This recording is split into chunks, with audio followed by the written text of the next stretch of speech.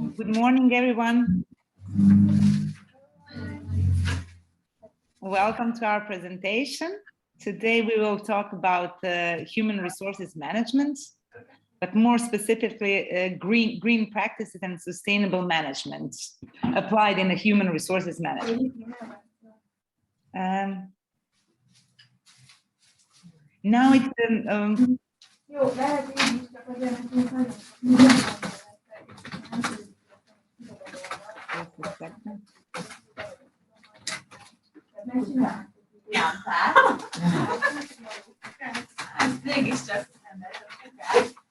someone has a microphone on, so yeah, jet travel.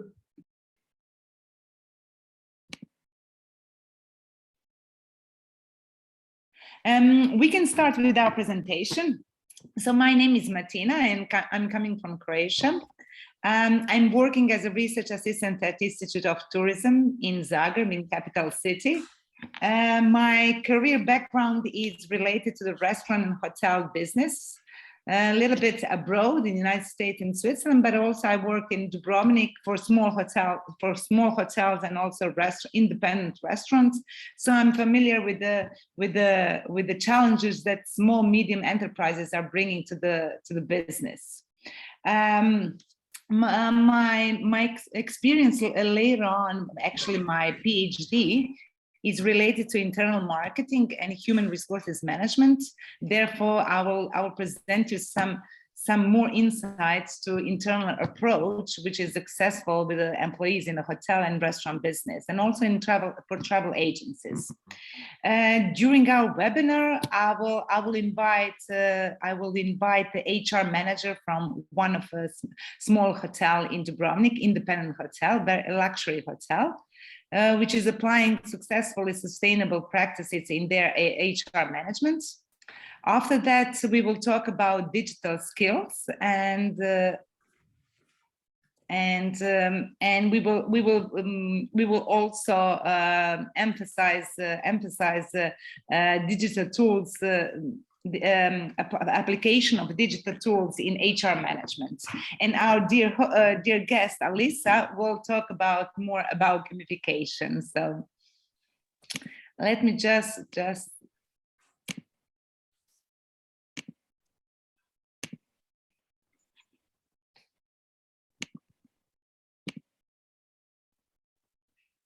second.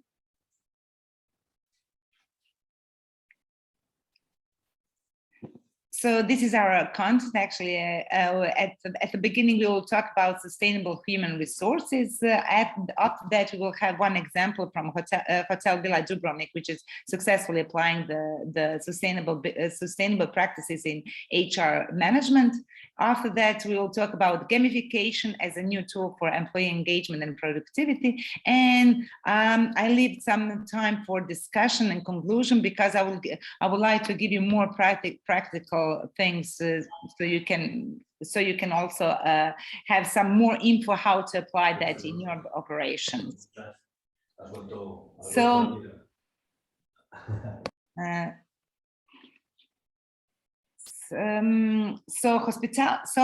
we will briefly go through the major info about the hospitality industry. You are all familiar with the major characteristics, actually challenges that hospitality industry is bringing. So those are long working hours, part-time employment, low salary, fluctuating demand, and seasonality.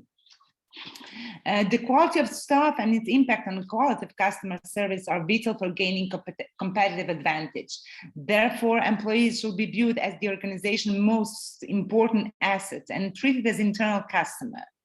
We all know that historically the hospitality industry has been categorized with the high staff turnover rates, and seasonality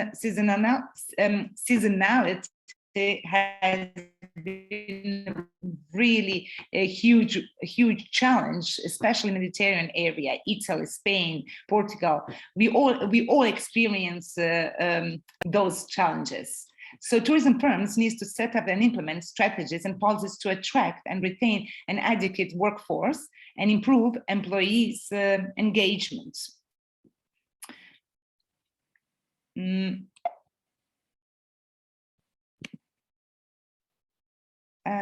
Most importantly, the employee retention and turnover market. We need so the hospitality leaders needs to focus on that. Nature and quality of employment, availability of skills. Here we are talking about the soft skills, digital skills, hard skills.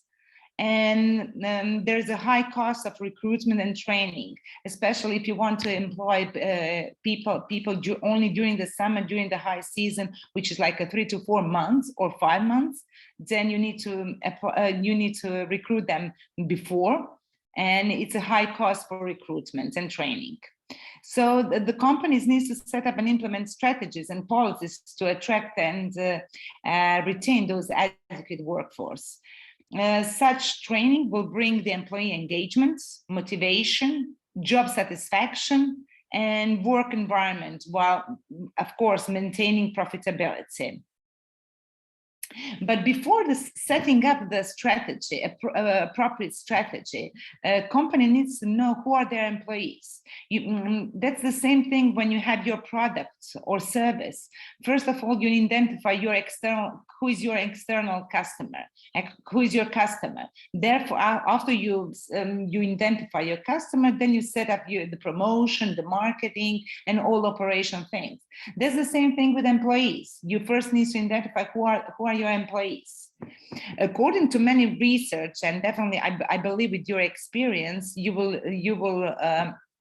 will agree that young people are those ones who are working in hospitality business, especially in frontline business.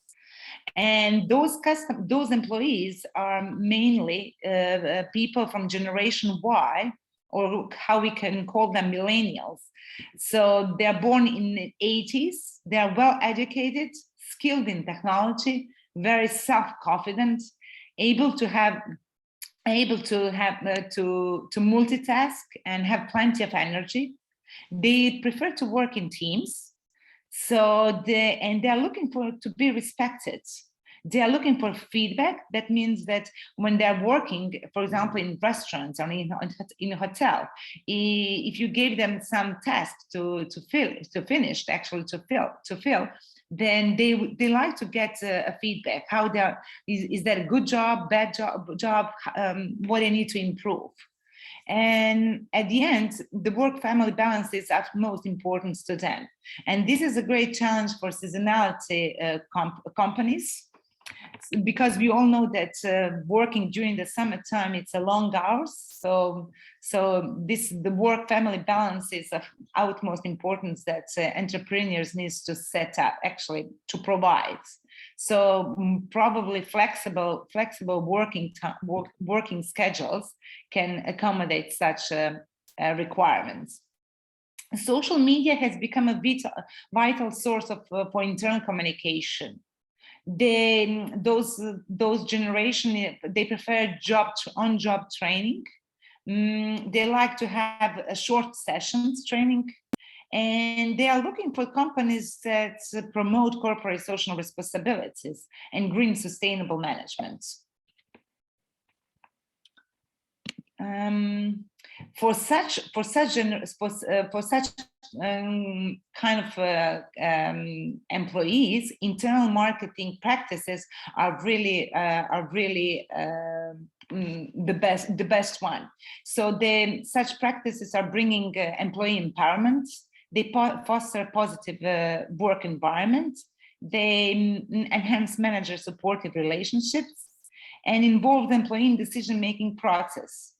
When we talk about internal marketing, that's the same. You're treating your employee as a guest. That's your internal guest. Employee is your internal guest. So when you treat your employees you have a good communication, you have a supporting relationship. When you include your employee in decision-making process, they really appreciate that and they value that. And in such cases, their commitment increase, their intention to remain in the certain company definitely increase, and employees they feel more appreciated, engaged, valued by and they feel that really valued by their employer. And those are activities that I would like to emphasize when we are talking about the internal marketing. What do you need to do before, when you're looking for right employee?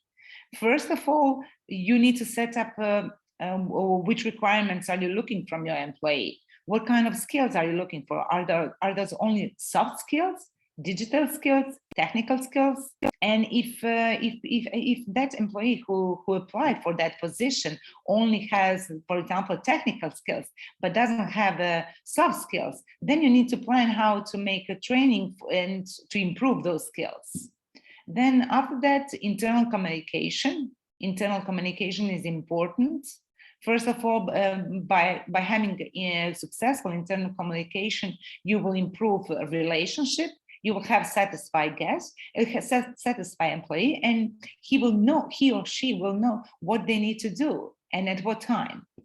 And definitely internal marketing includes management training and concerns and work-family balance. When you say concerns, that means that you show, as a manager, you show your employee that you really respect him, that you really care about what he thinks about his job or whatever he needs at the job. So you need to show appreciation. So climate of psychological support, helpfulness, friendliness, and mutual respect. And if those young employees are not contented with their jobs, they will leave the job or without valid reasons. So they're looking for job opportunities, self-employment, while maintaining the work balance. Training and opportunities for learning and development are really strong predictors for employee intention to remain at your company. You cannot just plan to have your employees to start working at, for example, in seasonal hotel or you're in travel agency, and if you don't give them any training or opportunity for growth, that he will remain for a long time in your company. So you really need to pay attention on those things. And especially for Generation Z, which are born in 90s, they're more environmentally aware. So they're looking for a company that cares. So they cares about the environment and social well-being. So they want to be part of it. So you need to organize a lot of activities in your company to show and also to involve them in those activities that cares about the environment and social well-being. How green is your company? Are you practicing any green activities in your company, or you think it's hard to apply those things in your company? After our presentation, actually our webinar today or in following days, I will post some questionnaires on our platform so we can interact and maybe share some thoughts on this subject. And the future of HR management is a green practice.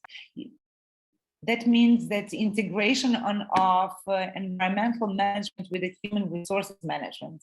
What means that HR policies are implemented with the environmental sustainability, and the model is focused on green practices. You need to involve your employees in such practices. You need to show them how to do that and how to be active participants in such activities.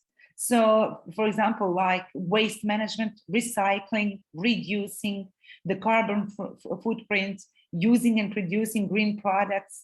So you will see later on in our example from a successful independent hotel, Hotel Villa Dubrovnik in Dubrovnik, they set up a sustainability policy where they define what our activities are, and with the employees, they're applying those things.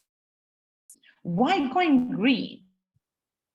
because it provides healthy work environments. It's a less cost on a long term. Maybe at the beginning you will not notice that, but on the long term, it will get you profitability, increases desirability, improved employee retention because you involve your employee and he feels really appreciated and active, and he wants to add value to your company because he feels also great. Employer brands, of course, increase reduction in time, flexibility, and ecological balance. How you will do that? How to apply those green practices in HR management? Or immediately, as a company, you will set up your sustainability policy where you will define in which direction you will go. Is that on waste management? Is that on carbon footprint? Is that it depends, or maybe on several activities. And according to that, you will define who is your employee. And at the beginning, you will require to have that your employee has such green skills. Actually, that means he's more environmentally aware. And then recruitment, selection, education will go in that direction. You will, as employer, you will provide the education and training on such topics. And when we say here performance management, that means that you will monitor all those things and reward your employee for good things, or you will give them a feedback to improve. Communication, I was telling you about the internal communication and action teams. Let's take a look at some more details. So recruitment and selection, you will hire environmentally aware employees. So you will not only ask for employees to have soft and technical skills, you will also require green skills, actually, that he is environmentally aware. If you notice that he has such great soft and technical skills, but he's missing the green skills, then you will provide some training on such topics. Individuals who already have those knowledge, values, and behaviors in their personal lives are more likely to carry those attributes over their work lives. Education and training. I already emphasized the things that Generation Y, and especially Generation Z, who are our employees in hospitality and tourism industry, they are looking for a constant training, onboard training. It's not specific training that you need to organize in your conference room and specifically scheduled time. It can be on your cell phone, and ongoing training, and especially involve them in such part of game. Our guest speaker, Alisa, will tell you more about those details. So providing ongoing training is very important to increase awareness and reinforce employee activity. Performance management, we all need to know where we are. So in order to know how we are dealing with those activities, how successful we are, we need to monitor those. And also to provide insights into where employee and managerial engagement is failing, because it's not always the best things. There are things that needs to be improved. And of course, all the good things needs to be rewarded. It doesn't have to be monetary. It can be also non-monetary reward. People like to feel very, very valuable, actually, that they add value to your company, that add value to society, and also to community. They like to be involved, and you will reward them with such action. Eco-friendly behavior provides an extra incentive to make more green choices. Communication, internal communication, basis for any business, successful business. So it's not a one way or two-way street. It's constantly moving in all directions. So employer needs to listen and include employee in decision-making process. It's not anymore that employees just listen and that you delegate as employer. It's not Generation Y and Z wants to be involved, and you need to involve them in the process. Get the feedback from employees on what's working and what needs to be improved. There, for example, in hotel or in travel agency or in restaurant, the first line employees, they see the things that needs to be improved. So, for example, managers are usually at the back of the house because they need to set up a lot of things for operation, and they don't have a time to see those things that needs to be improved. So they will get the feedback from their employees, and as employer, if you listen to your employees, you will get tips for quality improvements. Action teams, employee empowerment, organize such activities. It will also make them feel good, reinforce their teamwork, and empowering the team to drive eco efforts is an effective way to gain momentum in your organization. They will really increase commitment to the organization. So how you will drive employee behavior? First of all, as I said, you will define those skills. If the employees has knowledge and skills, you will motivate them for specific actions, and of course, reward them for such things. And it's an ongoing process constantly. So what are the benefits of green HR? According to many reports, 70% of employees feel more loyal to their employers. They are able to make a positive social and environmental impact at work. 77% of employees believe it's important for their employer to provide hands-on activities to provide and support pro-environmental behaviors. And they feel more fulfilling when they can make a positive impact. And responsible, definitely. Let's take a look at some more practical things that I put here as advice how you can apply those green practices in your business. For example, plant trees and flowers surrounding the offices. Suggest lighting changes and use more energy efficient bulbs. Turn lights off in restaurants, conference rooms, libraries, and so forth when the room is not in use. Save water by monitor sinks and toilets for leaks that waste water. Explore opportunities for implementing alternative energy sources if it's possible, especially in Europe. In Europe, it's possible to get some Europe funds to support such things. Ensure minimal disturbance to landscape and site conditions. Encourage green printing paper and toner consumption. Encourage double-sided printing. Use of non-toxic and recyclable materials. Purchase large and refillable containers of creamer, sugar, salt, pepper, or butter instead of individual containers. No plastics. Increase the use of teleconferencing rather than on-site meetings to reduce flight travel. Work with IT to switch to laptops over desktop computers, as laptops consume 90% less power. Putting computer and printer on energy saving when employees are away for a while. Promote brown bagging in the office to help setting employees reduce packaging waste. Promote carpooling or car sharing rather than every top official is using his or her own car.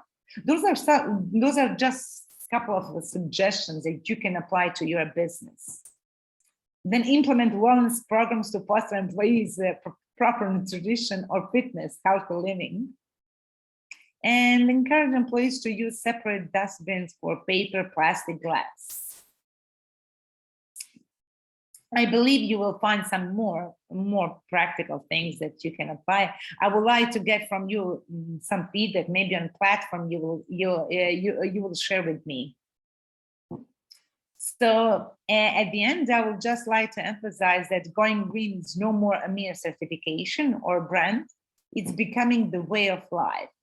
So human resources plus sustainability, that's the future of having the employee, satisfied employee in tourism, which means that you will have a satisfied customer, and in long term, that's profitability.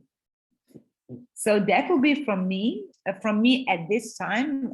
This is just in general for green HR management. But now my colleague Lana will share some successful story and successful practical activities that they are applying in their hotel. Hello, Lana. Hello. Yeah, we're trying to be successful. We can always be better. Okay. Yeah. Okay. Let me just share my screen with you. Yeah, Martina, I think you have to stop. Wait, let me try. Yes. Okay. Here we are. Okay, is it okay? Yes, perfect. Okay, thank you very much, Martina. So my name is Lana. I'm HR manager at Villa Dubrovnik. For those of you who don't know, maybe, we have a beautiful, beautiful hotel, luxury boutique hotel with 56 residential units. We were built in 1961, renovated in 2006, and actually very looking forward to getting renovated again after this season.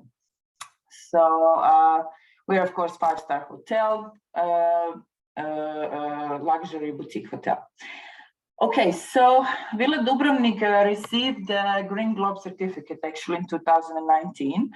And this was one of the reasons we maybe changed also our ways in working regarding sustainability, not maybe change, but even improved us in how we do it. So I'm going to tell you a little bit more about our practices. I hope that you will find some good advice, but also I'm open to any other suggestions if you may have.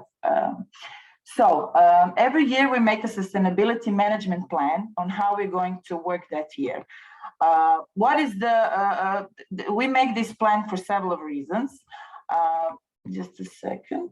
Okay, the vision of this plan, our vision is that Villa Dubrovnik has a strong interest to protect the environment and to act as local initiator of a healthy, livable, sustainable, and vital environment in beautiful Dubrovnik surroundings, of course.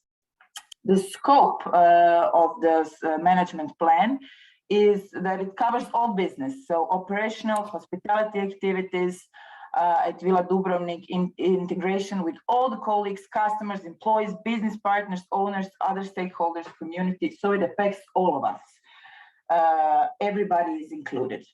And the purpose, of course, of this sustainability management plan is to guide us through the year in our decision-making, in our management, and of course, in our daily operations of the business in a sustainable manner. So this is a plan that we do every year. And as a part of that management plan, actually, we do our targets for that year, which are, let's say, satisfaction targets, training targets, and environmental targets. We do those targets to make them as measurable as possible, of course, so that at the end, we know if we reach them or not. We know what we need to improve. And of course, after we make them, we divide them in different departments, depending on who they affect. So we have a green team in charge with our rooms division director. And we have a couple of us as, let's say, green team members. But of course, we, with our internal communication and with our actions, we try to keep that everyone, of course, is involved. So our satisfaction targets are, let's say, I think this is for last year, to increase overall guest satisfaction to be above 95%. This is something, of course, that we can measure very easily. To increase employee satisfaction above 95%. This is something that we measure within the HR, of course. and to lead quality assurance and fine hotels and resorts score about 95%. This is something we are part of, leading hotels of the world and fine hotels and resorts, and they send us our mystery guests, and they have, of course, their standards we need to achieve. So our target is that the mystery shopper, mystery guest, result is above 95%. So this is all something that we can very easily measure. Our training target is that we train all departments twice a year in sustainability issues.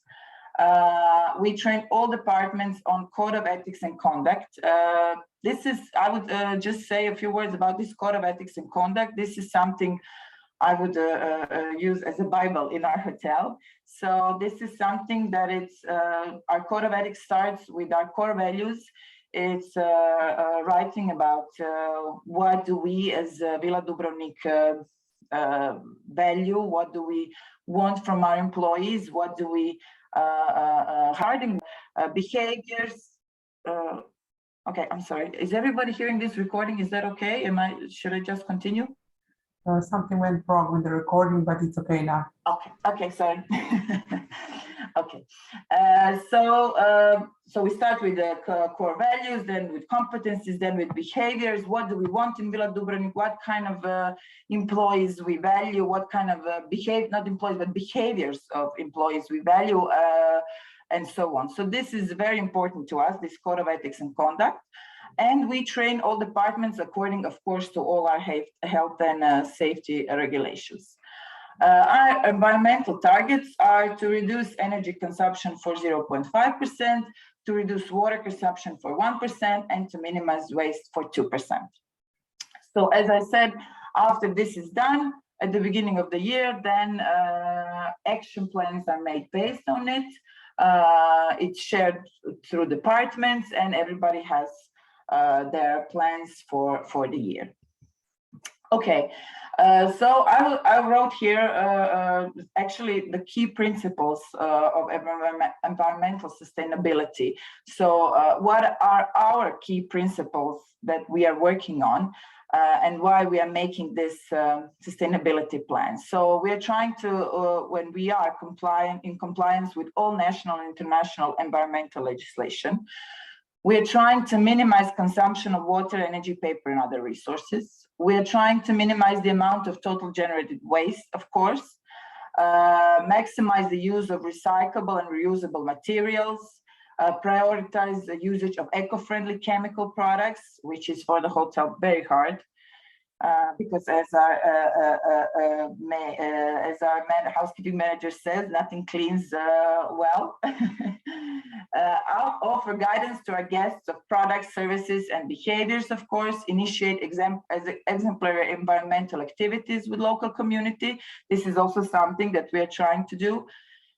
Promote environmental awareness among our business associates, stakeholders, and suppliers with our proactive communication. Create a culture of advanced environmental awareness within hotel, and monitor the progress of all of it, of course. If you can see, I put it in bold, this create a culture of advanced environmental awareness, because this is the topic right today, the human resource management practices. So I would say this is the most important thing that the HR must initiate. Of course, all of the departments and managers are involved in it, but we must initiate it. So let me tell you more practical, what do we do in HR? How do we comply with all of this and to reach our targets? So first of all, and of course, this is something that is necessary, is that we comply with all the laws and regulation, equality and human rights, including health, safety, labor, environmental aspects, insurance policies. Our salaries and benefits meet national regulations, and all payments required by law, such as pension and health insurances, holiday pay, and of course, overtime hours. So this is something that needs to be done, of course, without any question. Also, what is unfortunately very topic that unfortunately happens in the hotels, in the hotel business, We put appropriate policies in place against the employment of children, against sexual harassment, and against exploitation. What we are proud of is that our service ratio is 1:1. So we decided actually that, as Martina actually said in the beginning, it may be more costly when we start with it, but at the end it will be more efficient. So our service ratio is 1:1, which means that for one guest, we have one employee. So Villa Dubrovnik can, in 56 residential units, we can take around 110 guests. And for that, we have that many employees. So this is something that we're very proud of, actually. It helps not only our service, that our guests are very satisfied, but also our employees are not burned out. They, of course, they work and they earn their salary, and they have, of course, overtime hours, because everybody in the season who work in seasonal industries have. But our employees are more satisfied, and this is something that showed to be a very good factor for our employees. Ratio of women to men that hold executive position is 60:40, which is higher than average in the European Union. This is something that we are very proud of. Our seasonal employees get 9 months contract. So Martina talked about seasonality. So yes, this is a big problem, and retention rate is a big problem. And we are trying to resolve it with this 9-month contract, because by Croatian law, if you have a 9 months employment in 1 year, then you can receive reimbursement from the unemployment office for the next 3 months in the year. So basically, they are not employed, but they receive, I think, 70% of the salary from the state. So it helps them to live through this winter months when they're not working. So this is something that also showed to be a very good tool to get the employees, of course, back to us. And very important part, of course, is that as part of our policy of internal promotion and mobility, we have a lot of training opportunities throughout the careers. What is important and what we can afford as a small company is that as we, of course, treat our guests very individually, and we can treat our employees very individually. This is also something that Martina mentioned. So we, maybe other bigger companies have, of course, big training programs, big groups, but here we do some kind of semi-structured interview with every employee. We talked about their wishes, of course, with employees we want to keep. We talk about their motivation, we talk about their career ambitions, and we see what we can do regarding that. So not everybody is motivated by the same thing, of course. So we are trying to adjust to everybody and make some sort of individual HR, let's call it that way. This is something that we can, of course, afford because we are a small company. So we can, and our internal communication is very easy, I would say. Of course, we have the notice board. Of course, we have management staff meetings and so on, but also the communication is very fluent. If you need somebody, you can reach him in 2 minutes. You don't have to go to the other building or go to the other part of the world. So our communication is very easy in the hotel. So this is something that helps us to do this. So we are using, of course, in-house trainings and trainings by external companies.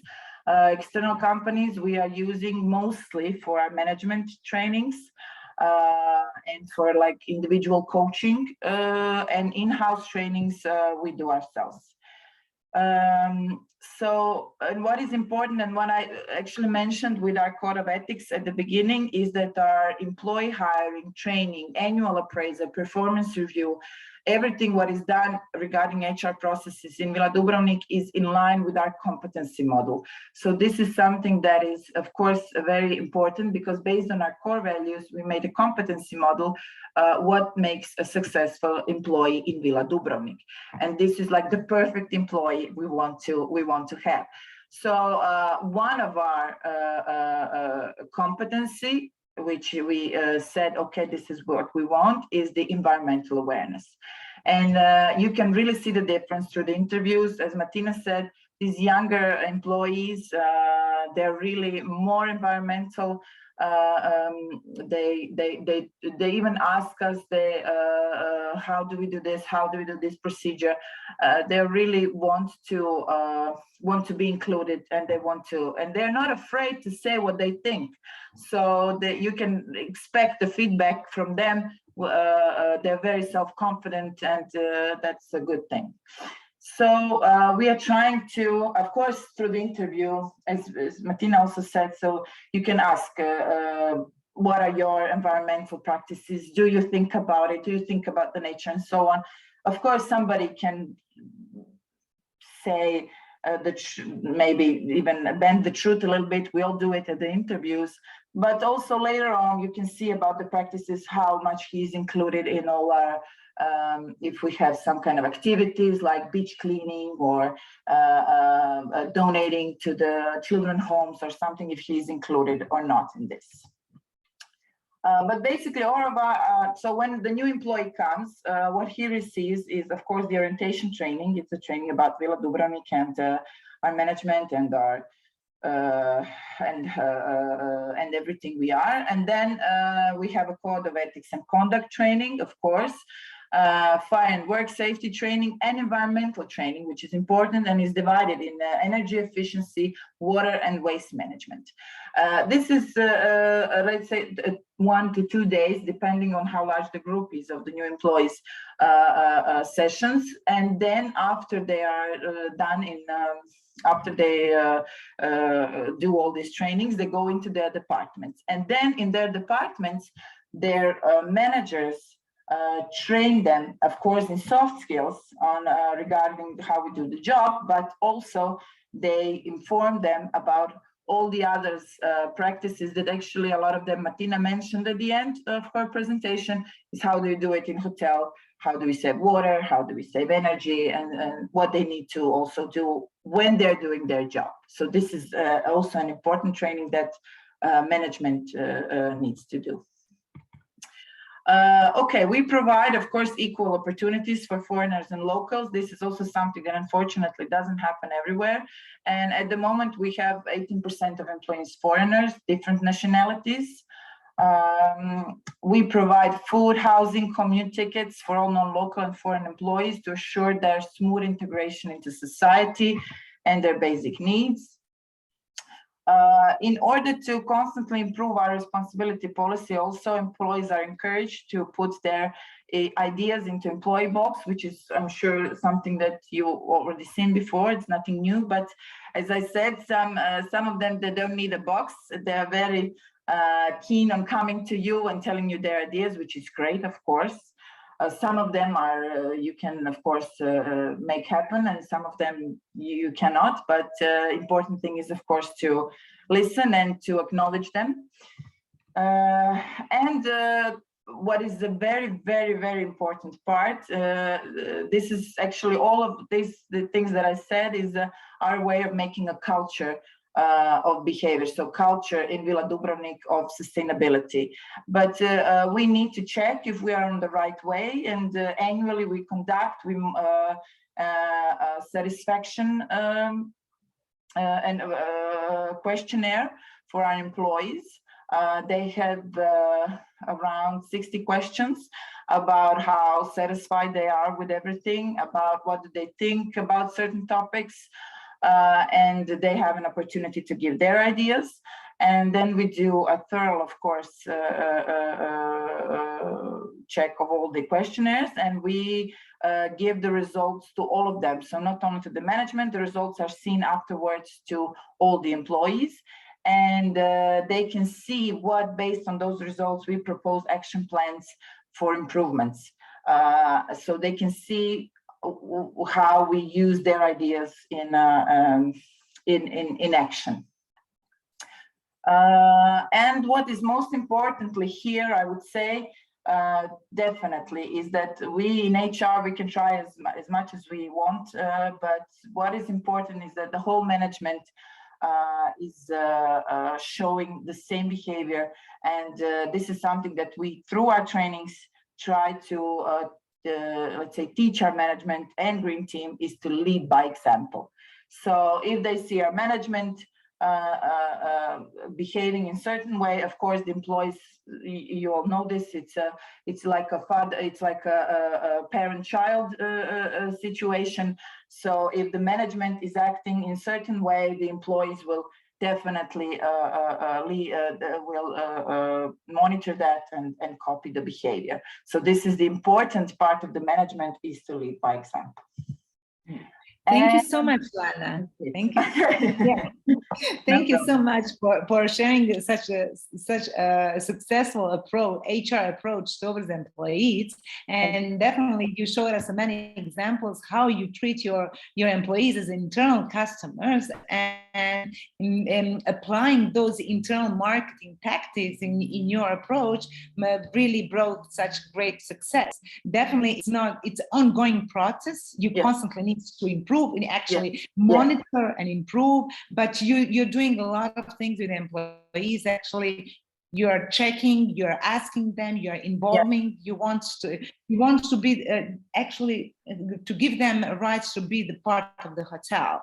Yes, that is, they have to feel as the owners of the hotel, let's call it that way. And this is a very good to create empowerment for them. So we're trying. Perfect. Okay. Thank you so much, Lana. I mean, definitely our people will definitely like to share some of their thoughts, and probably at the end they will have questions. Okay. We invest for the marketing. Identify what are the best things for green and sustainable practices. But now we need to proceed and say that digital skills and digital tools are really are also important for making those employees and companies successful in tourism. So I would like to invite our colleagues, Alisa, to share with us some new tools, a digital tool for HR management. Please, Alisa. Thank you, Martina. Before I start, I will just ask if you can hear me well, because at some points I had some. Okay, perfect. If there are any troubles, Martina, just feel free to stop me and let me know. Okay. Okay. Perfect. So before I start with anything, first of all, I'd like to say thank you for the opportunity to actually talk about gamification in an event like this. And joining you guys in Turban project event. So my name is Alisa, and basically my background is a bit various, I would say. So I started in hotel businesses in training and development department. So I started a little bit on working within the HR department, and one of my main projects over there was actually how to get a person, enthusiastic and very motivated person, and within a year of a program, how to make him have the whole perspective of a whole hotel industry in mind. So it was basically a training programs that was used for them to go throughout all the departments, and at the end to have a really good comprehension of the hotel business. And then depending on their affiliation and what they actually were most successful in, they would be put in a certain department. And this, following that, I started working on project management for a longer time. And now I'm kind of focusing for the last couple of years more on projects that are working within the digital sector and digital transformation within all sectors, within cities, and more specifically working on some service designing. So actually looking into ways on how to incorporate all of the things together. So basically, I think it's a really good combination of the three presentations, because Martina gave us a bit of an intro within the generation differences and how we should actually approach differently to the different generation. And then we heard our colleague Lana in regard to the concrete like HR things. I know I wrote down stuff like behaviors of employees, what kind of behaviors they really want, and the code of ethics and how they actually approach it. So all the employees have this kind of embedded within their system throughout the work. And basically gamification is just a tool, a new tool that you can use implemented in all that you've actually heard today. So within following just 10-15 minutes, we'll go through it and give you a little bit of an overview.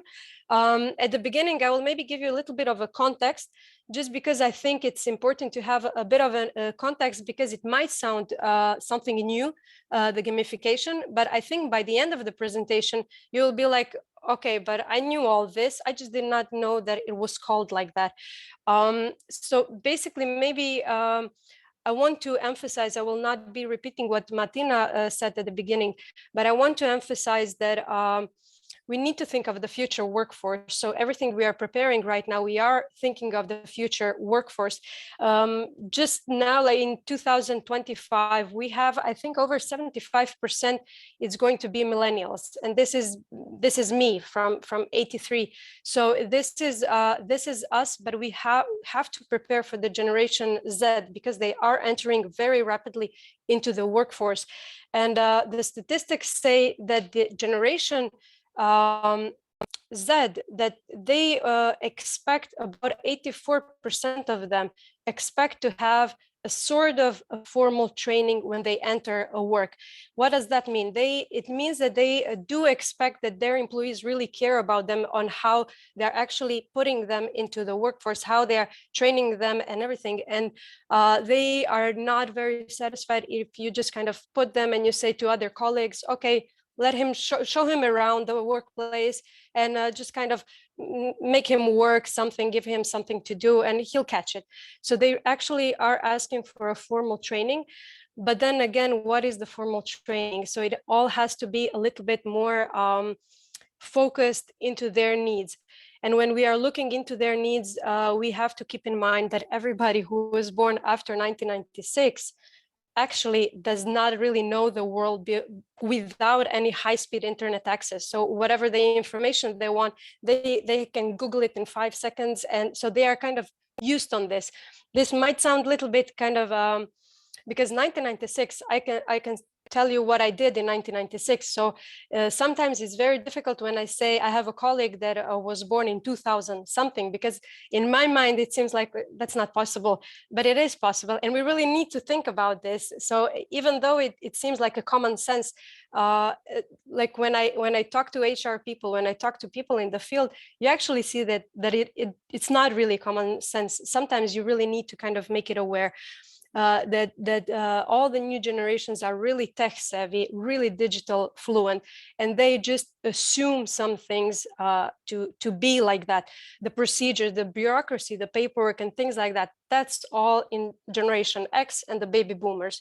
So no more official manuals coming to work, and then you receive like a manual, here you go, and now you flip through it and you'll see all the information over there. So no, they really expect something more fast moving and so on. So the behavioral patterns that they ask and the motivational patterns that we need to implement to do are a lot different for the millennials and for Generation Zs than they were for the boomers and for Generation X. So this is just a little bit of statistics, just a little bit of a recap also on what Martina was mentioning before. But entering within the gamification, I put a couple of definitions, let's put it like that. What actually gamification entitles. It's just the idea of taking some traits from games and applying them to the real life activities in workplace. So it's really integrating some game mechanics. And when I say game mechanics, it means game elements, something that makes game attractive and let's say addictive. I would even say having kids, implementing it into the whole processes and having the user engagement rise. When we are talking about onboard gamification, this is something is more focused into the HR department, into HR within all sectors. And this is an approach that actually engages workers in the corporate training and other learning activities by using entertainment activities, rewards, gratification, feedbacks, and so on. So basically, when we talk about gamification, and I'll tell you one of the silliest examples that probably all of you have experience with, and that is if you have a smartwatch or an application on your phone that counts your steps daily. I think we all had the phase when we were counting our steps. And then you have the counter and you have, I don't know, 5,000 steps. And then at one point you reach 5,000 steps and your watch vibrates. And you're like, yay, 5,000 steps. So today's goal was finished. So this is gamification. Or when you have your supermarket store card, and every time you go and buy something and you give them the card and you collect points. And then at one point you come there and then the lady asks you, or the man asks you, oh, do you want to use your points? Because now you have reached 100 points and now you can get a discount or something. And you're like, yeah, of course, nice. So this is the element of gamification. So basically, the elements of gamification are all around us. This is being used for quite some time. And since 2013, this is something that is very much openly used and actually called gamification. But I would say this is something that has been with us. Maybe we just did not call it as a name of a gamification. Now moving a little bit further into the psychology behind the gamification, which I think it's the most important part basically within for our audience here. When talking about the psychology that goes behind the gamification, I think it's really important to say that it really because it uses regular and consistent positive feedback. Well, being positive or being negative, I think it's less important right now. But knowing that our generations, our workforce is actually very high in need of hearing the feedback. So whatever I'm doing, I would like to have a feedback on it. And implementing any type of, and I will talk later on about a couple of examples of companies that are using it within their workforce, just to kind of make it more tangible maybe. But just thinking about anything that you are doing within the HR, within the trainings, within just the first steps of a person actually entering the workforce, but even before that, people within the interviews and even trying to be engaged with the company before they are coming, using these elements, it just provides them such a big feeling of having a consistent feedback on their work. So if I immediately know that I did not do something well, I have lower points, I know that I need to emphasize and learn a bit of a behavior or something within my work on whatever I'm doing. Sometimes just implementing elements of gamification within some tasks, especially during trainings, it increases this perception to the employees that something that is quite difficult, you give them a perception that it can be a lot simpler, just by cutting it down, just by giving it more of an information, and then stopping and having some checkups in between the phases. What we need to have to keep in mind is that if we are using always the same stimulus, employees usually lose interest. A lot of companies use type of motivation in a sense of if their productivity really rises and so on, they receive some kind of stimulus in a sense of gifts. So this is usually never like really a money, a cash given out to the employees, but it's some sort of a benefit. And if it's always the same benefit, it usually loses the interest. It becomes a little bit boring, just like games. If you are playing games and if you're playing the same game years and years and nothing changes, it becomes boring. You are more interested into something else, some other game. And also what showed is that opening up for the rewards that employees is receiving, if they have an ability of sharing that, it's amazing how much how the percentage gets higher of the interest of the employees. And the researchers showed that it really, this engages the teamwork as well, because sometimes maybe my results are really well within this project, let's say, or within this training, but then I acknowledge that it was not really only my work, but it was a teamwork. And I know that somebody did not sleep last night because they were finishing my presentation or something. And then I say, okay, I would like to transfer my points or my reward to this person. And it just kind of shifted. At the beginning, the HR department, they thought that it would be negative because the employees would use it in a negative sense, but it turned out really being a very, very positive and really enforcing this teamwork even further. The gamification elements, they improve productivity, but mainly because it gives such a better knowledge on how the organization functions if you use it within the beginning. And here you can think of, I don't know if you have ever been on a Duolingo or Kahoot or things like that. And within the training, when you kind of start with the progress, and this is what I had in mind when Lana was talking about the code of ethics, and there was, I think, Marriott Hotel who wanted to or yeah, I think it was Marriott, they wanted to implement some knowledge, some specific knowledge to the employees, and they gave the information, and then at every step they had a bit of like a testing. And then employees would be, it was like an application, like a game, and they would have questions. And if an employee replied wrong, the system would just bring the question again later on until it would get right. And after some times, because they had to cross this game, but it was more like a testing on what they learned on the certain topic. At the end, it turned out that the knowledge that they received at the end, like the knowledge they actually comprehended, was so much higher than with the first group that did not use this checking points. So just giving this feedback of, okay, because maybe I understood something completely, but when I did the test and it was wrong, and then again I got the question again, and then I got it right, I just automatically remember it. So this is just a bit of like an example of it. And then we also have the statistics that about 86% of people that are newly hired, they make their decision within the 6 months if they want to stay for longer within this company, or they're done with it. They just don't. So you have basically the HR department has about 6 months to actually keep the employee for a longer period of time.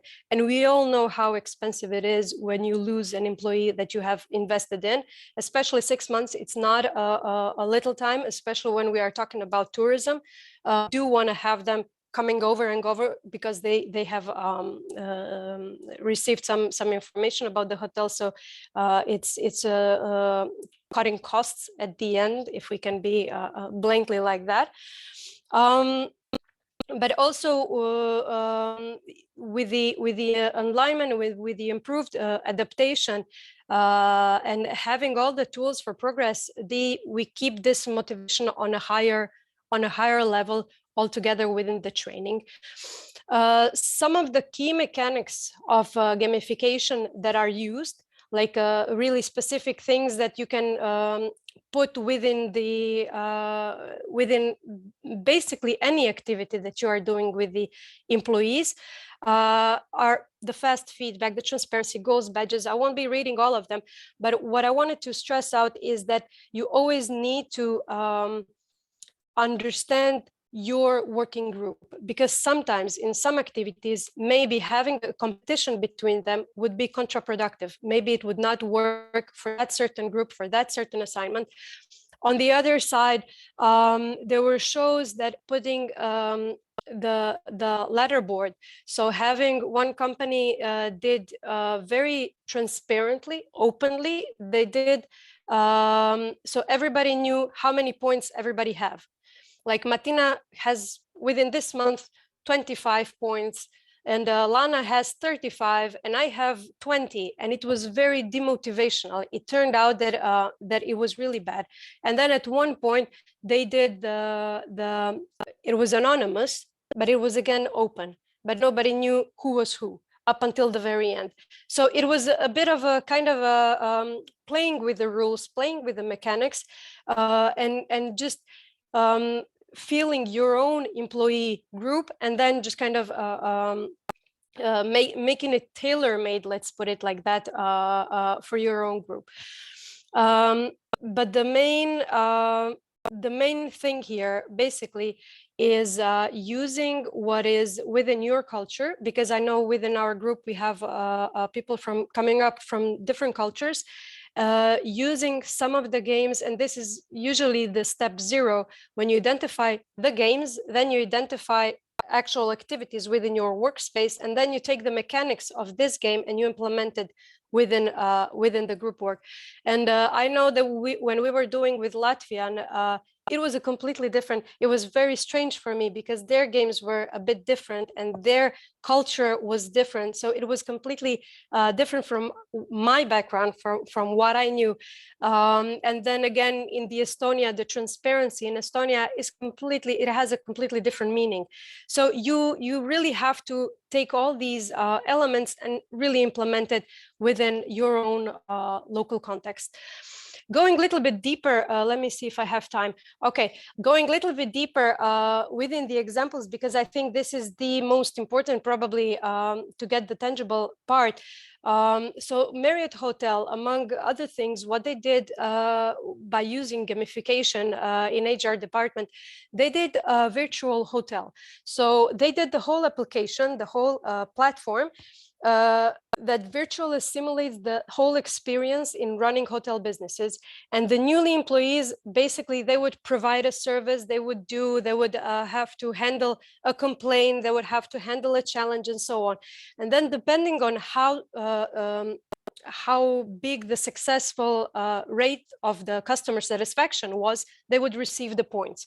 So at one point, this was very much for them, the immediate feedback, let's say, because if I'm a new employee, I think something works out, but then when I see it really, I kind of learn on the way. And every time that I am on a low level, I receive some information on how to proceed in a better way, and some suggestions how to approach it in a different way, and so on. So not only being really a tool for your new employees to enter the hotel business, to enter this whole environment, and not really being in front of a real guest, a real paying guest, let's say, they would run through the virtual hotel and really do the whole training there.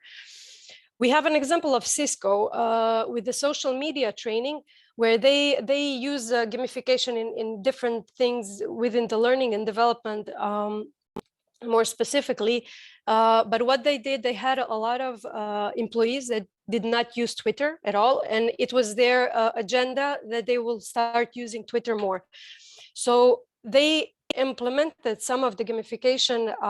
So they did not just provide a training on Twitter, use, sign in, go look at the tutorials, and that's it. But they actually, for a longer period of time, they implemented the gamification elements, and they were actually monitoring. And I think we all know when we post something somewhere and we have a lot of likes or something, we usually get this smile, like, you know, like a little smile on our face. So it was really motivational for them, because they knew it was being not monitored, but looked after on their progress. So it was very motivational, receiving all the likes, on all the all the positive immediate feedback, that it really showed some really good results, and they had such a short time of actually implementing a new tool within their working. Deloitte, they have virtual office tours, so you can basically enter, if you're applying for a job in London, in their office in London, before actually coming there. And I think this is very important for hotel businesses, especially since we are having a higher and higher rate of employees coming from abroad, not being in Dubrovnik or in your city. And having these virtual office tours or virtual hotels, it really means a lot, because they actually get a knowledge, a perception of where they're coming before they're actually coming there. But Deloitte, of course, went a step further, where at one point you actually can meet a future colleague and you can have a conversation with them, have some questions and so on. So you begin the training, the onboard process, even before you actually come to the place. The Belgian hospital and airplane company is something that I personally, it's my type of gaming that I like. The Belgian hospital, what they did, they have a faulty room. So they did one of the rooms, they would make it in a certain way to look like a real life thing. And now when I'm talking about this, just think about your housekeeping department and training of the housekeeping department. And basically the employees would come in and they would have about 20 minutes to be in the room to check it out. And afterwards they would have to say what was wrong there. So maybe a nurse that was in the room was not dressed properly, it lacked something, some safety instructions were not met that were supposed to be met in the room, and so on. So they would have about 20 minutes to be there to kind of inspect it all, and then give some feedback on it. And this goes so well in alignment of the millennials and Generation Z, which actually they ask you to learn by doing. They don't want to learn by you telling them something. They want to learn by touching, feeling, and doing and experiencing it. So this is something that has really reached a lot of success. And with the airplane company, I know the story, but I could not remember when I was doing the presentation. I could not remember which airplane company was this. This was in the States. At one point, they had a really high complaints level, and when you would talk to the employees, to the stewardess and stewards, they were convinced that everything was perfectly well done. So what they did was that they told them, of course, they videotaped a couple of flights. And afterwards, it was like a session, a training, where they had to actually say what was done wrong. When they were actually looking at this, at one point, somebody says, oh, she didn't put a napkin on this. Oh, she I don't know, didn't have her hair like this, or this and this. So it was it was again, kind of learning by doing, but in a reversed way. And this also showed a lot of I know that the success rate afterwards, and how the employees actually caught on this. So it was not a way of saying them, you did this wrong, this is a mistake. It was more on, okay, figure it out. What is really the mistake? Okay, tell me the solution. And then they would come up with the solution. Okay, it was like this. And then they actually implemented it. And the implementation rate was unbelievable. So these are just kind of running through the examples on how some of the offices are using it. And now you might say, okay, like Marriott Hotel, that's a huge hotel, that does not even, like, it's not for me. And this is just me showing some well-known examples, but I want you to think of all of these elements in a small scale as well. It works well in the small scale as well. Like if you only take the some of the elements, and if you just agree with your employees, what would be the reward and how you are going to do it, it means a lot. Of course, if you are using this, your employees should have to be aware that you are using it. If you are doing a game and that game is not fun for the other person, it doesn't make any sense. Of course, you can never force somebody to learn with the use of game if it's not something that they're really up for. And this is like the what if By the end of this short intro, saying that the gamification can be really useful and a really powerful tool. It can gamify the whole employee experience, really from the very beginning. And when I say the very beginning, I really mean from the point when they hear about your company and the way how you are doing businesses and trainings, till the very end. But it can also backfire on you if it's not done well. So I think you should be cautious and you should be aware on its main element and its main principles as well. It does not just work for itself. So if you are just having your training and now just implementing some elements just for the sake of implementing it, it does not really work for itself. It has to be meaningful. It has to actually mean something to the end user, to your employees. If the rewards do not mean anything to them, then there's no use of it. If the materials procedures are bad to begin with, gamification will of course not make it better. It just increases the engagement. It can increase the engagement, the productivity, and so on. But if the procedures are bad in itself, there is no really help. You should go back and fix the procedures and materials. The process of gamification, it needs a constant iteration. So you do it once and then you see it, you check the results. If you don't have the results, the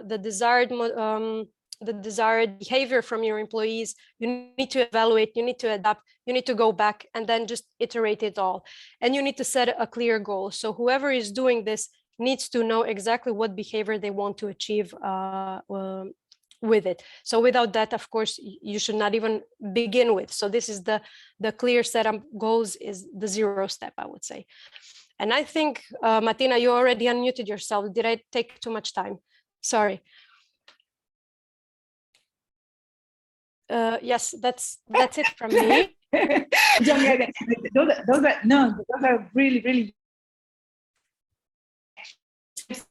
I cannot really hear you, Martina. I don't know if it's my. Can you hear me? Yes, now I can hear. Sorry. Okay. Yeah, those are really good.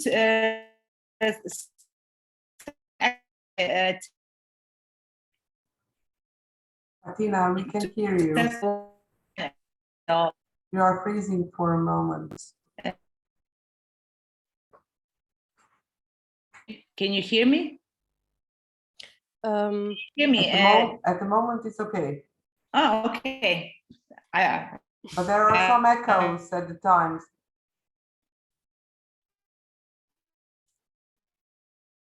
I think we lost it's good. I mean, I'm sorry, Martina, we cannot hear you. Every 5th word. Oh, yeah. Oh, my God. Probably something with the connection.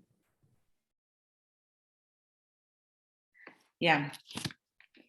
Anyway, so we will proceed now. I would like to, after this, is it okay now?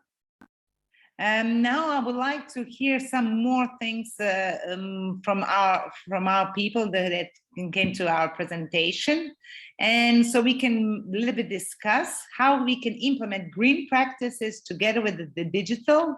And in restaurant, does anyone has any suggestion? Actually, any comments regarding these presentations and tips?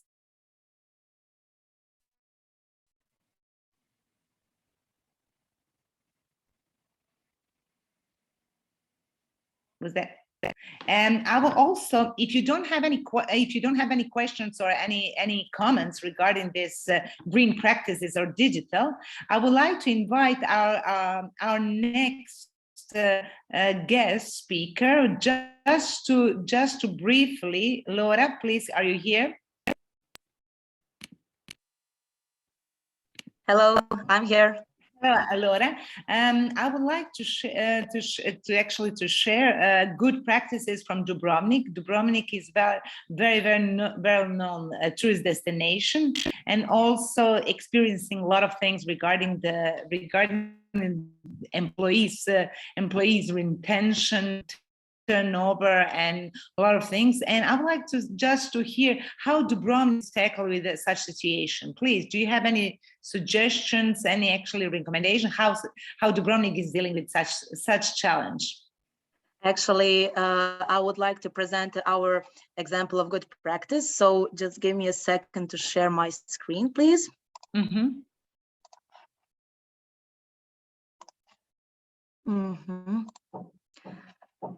A second. Okay, so hello everyone. Thank you, Martina, for the announcement. So my name is Laura Bushkovic, and I am coordinator of the project activities for the project of establishment of Regional Center of Competences in Hospitality and Tourism in Dubrovnik. So today I'm going to present you our example of good practice, which we are going to implement in our city and our country. Yeah. So Laura, sorry for interrupting you. I would just like to emphasize for those small, medium enterprises, they all know that actually training and recruitment and training process it's a long process. Actually, it takes time, it takes money. And with this Europe actually sample, I would like to present them how Dubrovnik as a destination is dealing with such challenge. So, and what they are organizing and how they provide for small and medium enterprises solution for their employees. Exactly. So then I could directly answer your question that within the project, a lot of is invested in the human resource as a foundation of excellence. However, investing in the human resource is one of the most important factors because these teachers will educate and train the future best staff in tourism and hospitality. So though that staff could be the students or the small or medium entrepreneurships who are interested to come to our center and actually be educated within the non-formal education program, actually short programs in the adult education, which could be like some specializations or just basic education for some things, point factors in the tourism.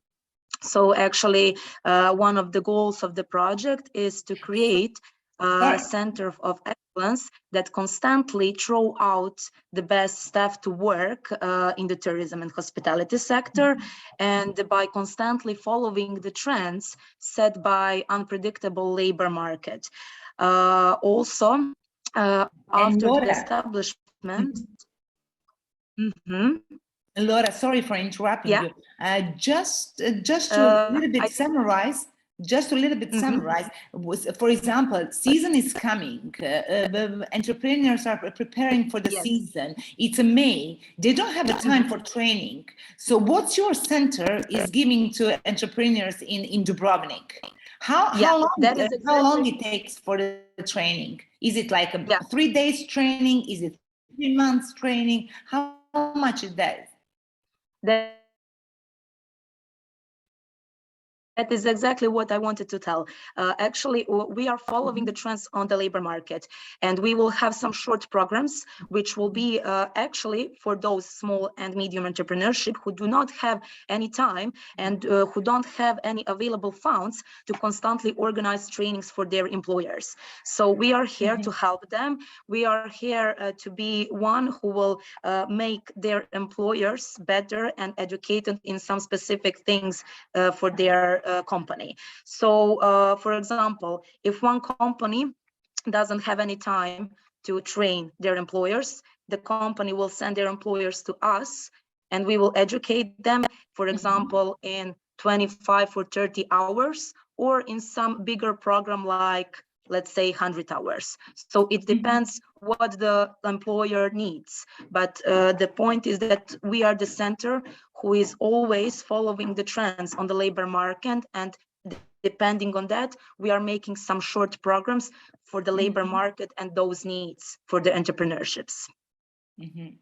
Okay, and also regarding the trends towards sustainability and green practices, are you going to also give some training for employees for such things? Actually, yes. So the digitalization is something which is really important for Mhm. us, and we are going to follow some strategies based on the green business and digital transformation, which is actually there are two most important factors for this new period of the European Union. So digitalization is something which will be definitely in one of our programs. For example, to work on the reception, to work in the sales or marketing department in the hotels. So that is which is really needs to be one of the programs in our center, and we are going to implement it. Okay, thank you so much, Laura, for sharing your great experience, great actually sample from Dubrovnik as a tourist destination. I would like to thank you, our all guest speakers, for great stories and knowledge. Does anyone has any questions regarding our topic, green practices digital? We are coming to the end of our presentation. We will definitely be active on our platform. I will post some questionnaires and some survey, and I would like to get some feedback from you regarding the digital and green practices in HR management and how you are dealing actually with your employees. Does anyone has any comments? We will leave everything actually for platform for in next 2 weeks or 3 weeks. Thank you one more time for everything. Wishing you a very nice day and happy Easter. Thank you, everyone. Thank you, everyone. Thank you. Thank you. Bye. Bye. Thank you. Bye bye. Bye.